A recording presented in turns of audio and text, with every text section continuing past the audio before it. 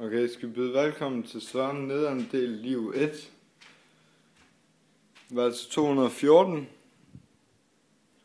Det er så her, hvor jeg skal prøve at gå ind for at kigge.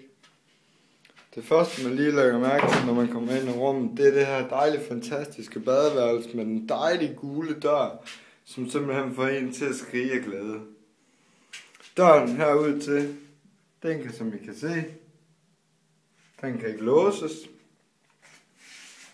Fordi det kunne jo være, at jeg forsøgte alt muligt fis. Og her har jeg så Mathisen. Det er så lille bitte bad. Bitte badeværelse. Hvis vi nu går videre, så har vi den her fantastisk dejlige grønne stol. Den fantastiske blå stol. Og til sidst, den grå stol. Fuck, hvor jeg egentlig keder mig. Det er da for sygt. Her har jeg min seng. Det er sådan en rigtig dejlig... Det ved jeg ikke. Den er fandme nederen. Hold kæft, en nederen seng her. Jeg har kun nederen ting at sige om det her rum. Hvis I kigger op, gule lamper. Her var rundt. Gul. Skabe. Dog højdejusterbare skabe.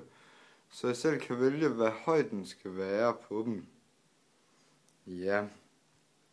Det er simpelthen her, jeg bor. Det er her, jeg skal tilbringe de næste i hvert fald 14 dage.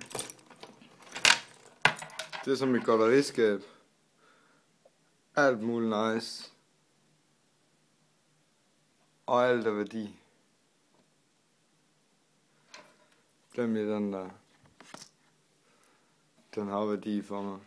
Men den må jeg faktisk ikke have. Den skal lige væk. Sådan der. Ja. Men altså, hvis du kan finde på, og synes jeg piver, og synes, når jeg siger, at det er nederen at være her, så færdig. Men hvis du kunne finde på noget sjovere at lave her, end det jeg kan finde på, så er det sgu færdig. Bjørns! Ej, smukke. Det var bare lige så du kunne se, hvordan jeg boede væk her. Hej.